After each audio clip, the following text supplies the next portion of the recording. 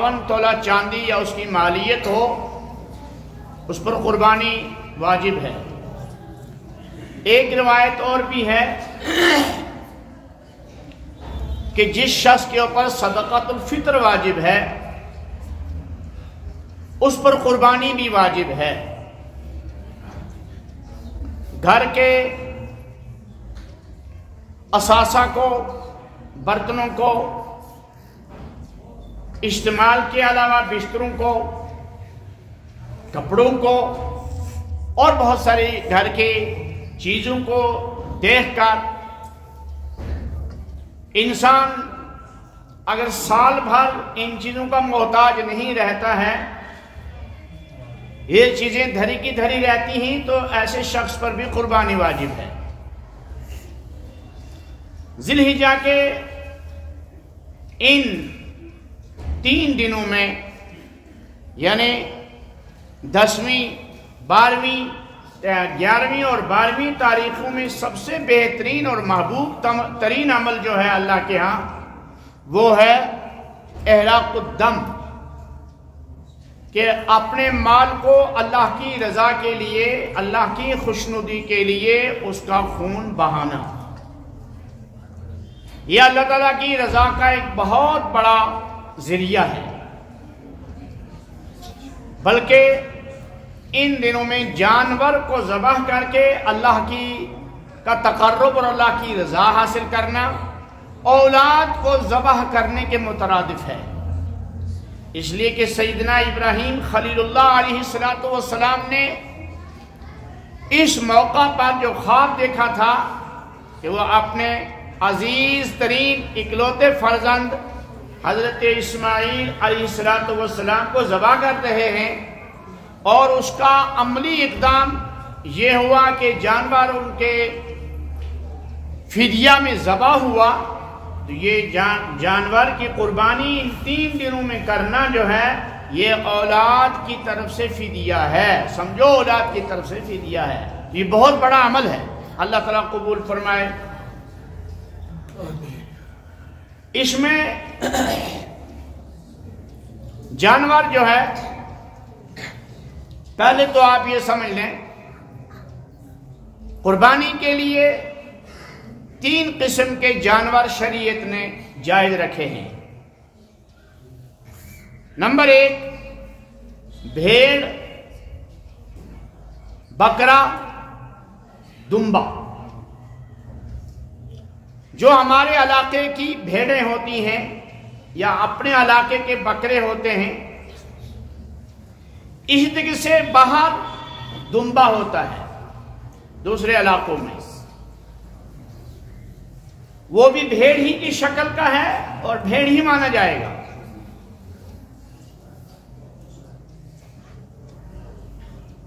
بکرا اور بکری کی قربانی 1 سال کا ہونا لازمی ہے، یعنی اگر کسی کے گھر میں بکرا پیدا ہوا عید الاضحیٰ کے دن، تو دوسری عید الاضحیٰ کو وہ 1 سال 9 دنوں کا ہو جائے گا، تو اس کی قربانی بالکل درست ہے، بلکہ 1 سال سے علاوہ دن ہو گئے ہیں، تو کم از کم بکرا بکری کی عمر جو ہے وہ 1 سال کا ہونا ضروری ہے۔ بھیڑ دمبا کا بھی 1 سال کا ہونا لازمی ہے، 1 سال سے کم کی قربانی جائز نہیں ہوگی۔ البتہ فقہاء کرام نے ایک مسئلہ لکھا کہ اگر دمبا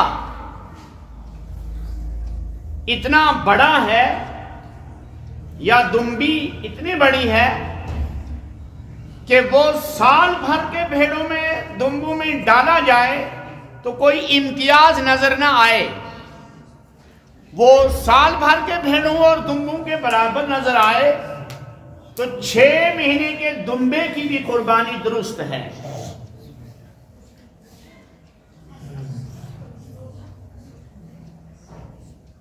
دوسری قسم جانور کی جو ہے وہ گائے ہے، بھینس ہے اور بھینسا ہے۔ ان کی عمریں کم از کم 2 سال کا ہونا لازمی ہے۔ 2 سال سے چند گھنٹے بھی کم ہوں گے قربانی درست نہیں ہوگی، اگرچہ وہ جسم کے اعتبار سے، قد کے اعتبار سے بہت بڑے معلوم ہوتے ہوں، لیکن شریعت نے عمر کا اعتبار رکھا ہے، گوشت اور قد کا اعتبار نہیں رکھا۔ جیسے جرسی گائے 1 سال کا بچڑا اور بچڑی جو ہے وہ 2 سال کے برابر لگتا ہے، 2.5 سال کے برابر لگتا ہے، لیکن عمر 1 ہی سال کی ہے تو 2 سال کا ہونا لازمی ہے۔ 2 سال سے کم کی عمر میں قربان جائز نہیں ہوگا۔ تیسری قسم جو ہے، اب چونکہ بھینس جو ہے یہ گائے ہی کی جنس سے ہے، اس لیے اس کے مسائل کو گائے کے مسائل پر منطبق کیا گیا ہے۔ تیسری قسم کا جانور جو ہے وہ اونٹ ہے، اونٹ اور اونٹنی، نر و مادہ، بکرا بکری، بھیڑ بھیڑو، گائے بیل، بھینس بھینسا، ٹھیک۔ اور تیسری قسم کا جانور جو ہے وہ اونٹ ہے، نر و مادہ۔ اونٹ کے لیے 5 سال کی عمر کا ہونا لازم ہے۔ یہاں تو ایسا اتفاق نہیں ہوتا ہے کہ اونٹ قربانی کے لیے ذبح کیا جاتا ہو کہ یہ جانور یہاں پایا نہیں جاتا ہے زیادہ، لیکن اگر کبھی ایسا ہو جائے، اتفاق پیدا ہو جائے کسی کے ساتھ کہ وہ اونٹ ذبح کر رہا ہے قربانی کے لیے، تو اونٹ کی عمر کا 5 سال کا ہونا لازمی ہے۔ 5 سال سے کم کی عمر میں جائز نہیں ہوگا۔ اب دوسری بات، بکرا بکری، بھیڑ بھیڑو، دمبا دمبی، ایک آدمی کی طرف سے ان کی قربانی ادا ہوگی۔ اس میں 7 آدمی شریک نہیں ہو سکتے، یعنی بھیڑ بکری میں 7 آدمی شریک نہیں ہو سکتے ہیں، ایک کی طرف سے قربانی ہے۔ گھر میں ایک دمبا یا بکری کٹ گئی اور اس کو سب کی طرف سے قربانی پر محمول کر لیا جائے تو یہ جائز نہیں ہے۔ جبکہ گھر میں والد صاحب بھی صاحب قربانی ہیں، صاحب نصاب ہیں، ماں بھی صاحب نصاب ہے، اور اولاد جو ہیں وہ بھی صاحب نصاب ہیں۔ کسی کے سارے بچے جو ہیں وہ تجارت میں لگے ہوئے ہیں، یا سارے بچے جو ہیں وہ ملازمت کے پیشے سے منسلک ہیں، تو ان کے لیے لازم ہے الگ الگ قربانی کا انتظام کیا جائے۔ ایک کی طرف سے قربانی جائز، ایک جانور میں قربانی جائز نہیں ہوگی چھوٹے میں، ٹھیک۔ حدیث حضور علیہ السلام کی دلیل میں پیش کرتا ہوں، آپ نے فرمایا من کان لہ سعی ولم یضحی فلا یقربن مصلانا، جس آدمی کو وسعت ہو قربانی کرنے کی، طاقت ہو قربانی کرنے کی، یعنی وہ ہو صاحب نصاب، الگ الگ صاحب نصاب، تو اس کے لیے پھر وہ قربانی نہ کرے، ولم یضحی، قربانی نہ کرے صاحب نصاب ہونے کے باوجود، تو بہت سخت تاکید آئی۔ آپ نے ارشاد فرمایا فلا یقربن مصلانا، ہرگز وہ ہمارے عیدگاہ کے قریب نہ آئے۔ اتنی بڑی وعید ہے۔ ہاں، یہ آدمی کنبہ کے 3 آدمی ہیں، 4 آدمی ہیں، 10 آدمی ہیں، یہ بڑے جانور کو خریدیں، اونٹ خریدیں، بھینس خریدیں، اور اس میں 7 آدمی شریک ہو جائیں، بیٹا بھی شریک ہو جائے، ماں باپ بھی شریک ہو جائیں، بیوی پہ قربانی واجب ہے اس کو بھی شریک کر لیں، ہمشیرہ پہ قربانی واجب ہے، وہ اپنے گھر اپنے مائکے میں رہ رہی ہے، اپنے ماں باپ کے ساتھ ہے، اس پہ قربانی واجب ہے۔ تو اس طریقے سے 7 آدمی شریک ہو کر بڑے جانور میں حصے دار بن کر قربانی کر سکتے ہیں۔ اس طریقے سے کیا ہوگا کہ ایک تو زیادہ جانور جو ہیں خریدنے نہیں پڑیں گے، سستی قربانی پڑ جائے گی۔ یعنی اگر بھیڑوں کی قیمت 13,000 14,000 ہے تو ایک بڑے جانور کو آپ مختصر قیمت میں خرید کر 7 آدمیوں کی قربانی کر سکتے ہیں، اور سب کی طرف سے قربانی اتر بھی جائے گی۔ اگر بھیڑ بکری آپ نے اپنے گھر میں خریدی اور قربانی واجب ہے سارے فیملی پر، تو ایک فیملی کی طرف سے بھیڑ بکری جو ہے وہ قربانی ادا نہیں ہوگی، وہ ایک کی طرف سے ہوگی۔ بڑے جانور میں 7 آدمی شریک ہو سکتے ہیں۔ اگر 7 سے کم مل کر قربانی کریں، 5 نے قربانی کی، 4 نے قربانی کی، 3 نے مل کر قربانی کی، ایک جانور میں ساجے میں قربانی کی، حصے دار بن کر قربانی کی تو بھی جائز ہے۔ لیکن اگر 8واں آدمی آ گیا، بڑے جانور میں 8واں آدمی بھی شریک کر دیا، کسی کی قربانی جائز نہیں ہوگی۔ وجوہات بیان کرنے کی ضرورت نہیں، نہ یہ وقت ہے۔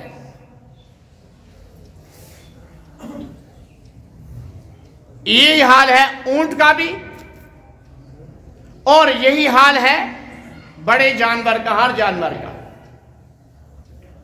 ایک تو عمر کے اعتبار سے دیکھنا ہے اور دوسرا شریک کے اعتبار سے دیکھنا ہے۔ اس کے ساتھ ساتھ جانور کے اندر کسی قسم کا کوئی عیب نہ ہو، بہتر افضل طریقہ یہی ہے اپنے ہاتھوں کا پالا ہوا جانور قربان کیا جائے، اس سے انسیت بھی ہوتی ہے، محبت بھی ہوتی ہے، ذبح کرتے وقت آنکھ سے آنسو بھی اترے گا۔ اگر ایسی صورتحال نہ ہو، اب تو ہر کوئی جانور پالتا بھی نہیں ہے، تو پھر جس جانور کو آپ خرید رہے ہیں، چاہے وہ چھوٹا ہو چاہے وہ بڑا جانور ہو، اس میں آپ چند چیزوں کا خیال رکھیں گے۔ نمبر 1، اس کی دم کا خیال رکھیں گے، لٹ۔ اگر دم کا تیسرا حصہ کٹ چکا ہے، قربانی درست نہیں ہوگی۔ اگر اسی طریقے سے دانتوں کو دیکھنا ہے، دانت جانور کے اکثر دانت جو ہیں وہ ضائع ہو چکے ہیں، تو جس کے اکثر دانت ضائع ہو چکے ہیں اس کی قربانی بھی درست نہیں ہوگی۔ 2 چیزیں آ گئی۔ بھیڑ بکری اس کو 2 تھن ہوتے ہیں، اگر ایک تھن سے دودھ نہیں اترتا ہے، ایک تھن بیکار ہو چکا ہے، قربانی درست نہیں ہوگی۔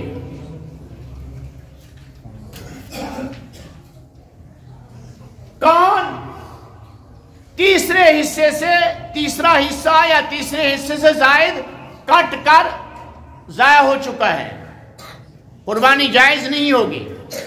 ہاں، اگر جانور کا کان کاٹا ہے، چیرا لگا ہے، لیکن کان کا جو حصہ ہے وہ موجود ہے، پھر کوئی حرج والی بات نہیں ہے، کیونکہ کان کا جو حصہ ہے پورا موجود ہے، البتہ بیچ میں چیرا لگ گیا ہے، اس سے کوئی حرج نہیں ہے۔ یہ کبھی بیمار جانور ہو جاتا ہے تو کسی وجہ سے مالدار جو ہے وہ خون نکالتا ہے کان سے، اور بعض دفعہ کان سے خون نکالنا جو ہے یہ جانور کی بیماری کا علاج ہے۔ ہاں اگر کان کاٹ کر وہ حصہ ضائع ہی ہو گیا ہے تو 3 حصے دیکھنا ہے، تیسرا حصہ ضائع ہو گیا ہے تو قربانی جائز نہیں ہے، چاہے بڑا چاہے چھوٹا۔ اسی طریقے سے سینگ دیکھنے ہیں، سینگ اگر جڑ سے کٹ گئے ہیں قربانی جائز نہیں ہے۔ اگر سینگ کا اوپر کا خول ہی اترا ہے کوئی حرج نہیں ہے، چاہے دونوں سینگوں کا خول اتر چکا ہے چاہے ایک سینگ کا خول اتر چکا ہے، قربانی جائز ہے۔ لیکن اگر جڑ سے سینگ اکھڑ چکا ہے تو قربانی جائز نہیں ہوگی۔ بعض افریقہ کے ساحلی علاقوں کے جو جانور ہوتے ہیں دمبا دمبی، اگر وہ میسر ہو جائیں تو ان میں اکثر دمبا دمبی آپ کو ایسے ملیں گے جن کا دم بالکل کاٹ دیا گیا ہے۔ فقہا نے مسئلہ لکھا کہ وہاں ایک بیماری پیدا ہوتی ہے دم کے اندر، اس بیماری سے جانور کو بچانے کے لیے دم کاٹ دی جاتی ہے، اس دم کٹے جانور کی قربانی درست ہے، وہ ایک بیماری کی وجہ سے اس کا علاج کیا گیا ہے۔ اور اگر یہاں بھی ایسی مال کے اندر بیماری ہو اور دم کاٹ دی گئی ہو بالکل اس بیماری کے سبب، تو بیماری سے تحفظ دینے کے لیے، بیماری سے محفوظ رکھنے کے لیے جانور کا دم کاٹ دیا گیا ہے، تو اس صورت میں یہاں کے جانور کو بھی بغیر دم کٹے بھی جائز قربانی جائز ہوگی، دم کٹے ہوئے جانور کی قربانی بھی جائز ہوگی۔ اس کے ساتھ ساتھ دیکھنا ہے ہاں ٹانگیں، جانور ہر جانور کی 4 ٹانگیں ہوتی ہیں، اگر ایک ٹانگ اس کی اتنی زخمی ہے یا ٹوٹ چکی ہے، یہ عیب ہے، یہ عیب دار جانور نہیں لگے گا۔ اگر وہ اس زخمی ٹانگ کو زمین کے ساتھ لگا کر چلتا ہے، چاہے لنگڑا کر ہی چلتا ہو، قربانی جائز ہو جائے گی۔ جانور فربا ہو، موٹا تازہ ہو، گوشت اچھا ہو، اس کو ترجیح دینی چاہیے قربانی کرنے میں۔ اتنا لاغر جانور، اگر جانور کے اوپر خارش نکل چکی ہے، جلد میں خارش پیدا ہو چکی ہے اور اتنی خارش ہے کہ اس کا اثر گوشت تک پہنچ چکا ہے، اگر یہ باقی عیبوں سے مبرہ ہے پھر بھی اس کی قربانی جائز نہیں ہوگی۔ اور اگر معمولی خارش ہے تو اس کا کوئی حرج نہیں، وہ قربانی میں جائز ہے۔ اتنا لاغر دبلا جانور ہے، کمزور ہڈیوں کا ڈھانچہ، کہ اس کو اٹھا کر مذبح خانے تک، جہاں تک جان ذبح کیا جاتا ہے وہاں لے جایا جا رہا ہے اٹھا کر، تو ایسے جانور کی قربانی بھی جائز نہیں ہوگی۔ کان، جس جانور کے پیدائشی کان نہیں ہیں اس کی قربانی جائز نہیں ہوگی۔ جس جانور کے کان ہیں لیکن چھوٹے چھوٹے ہیں، جیسے لداخی بکری کے ہوتے ہیں، اس کی قربانی جائز ہے۔ اب چونکہ وقت ہو چکا، مولانا کو کچھ بات کرنی ہوگی، انشاءاللہ یہ کریں گے، تو ٹائم ہو گیا۔ مسائل جس کو پوچھنے ہوں گے مزید، وہ میرا نمبر سب کے پاس ہے الحمدللہ، اور بھی مفتیان کرام کے مسائل، یہ نمبرات موجود ہیں آپ لوگوں کے پاس۔ آپ اپنی جانور قربانی کے جانور کے متعلق مسائل کو معلوم کر کے اچھی طرح سے قربانی کا فریضہ انجام دیں۔ اللہ تعالیٰ توفیق عطا فرمائے اس مبارک عمل کی۔